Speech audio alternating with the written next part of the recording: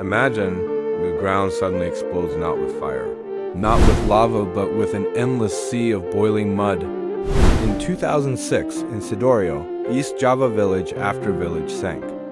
Homes, schools, mosques vanished as if swallowed by the earth itself. Thousands became refugees in their own homeland. Day after day, the mud kept flowing. Months turned into years, years into decades, yet the eruption never stopped. Scientists baffled, the government overwhelmed, the world in shock. How can a disaster last for nearly 2 decades without end? And here's the most chilling part. Even as you watch this now, the mud is still erupting, as if the earth refuses to close the wound it opened on its own. Is this merely a disaster? Or a warning that beneath our feet lies something far more powerful than mankind?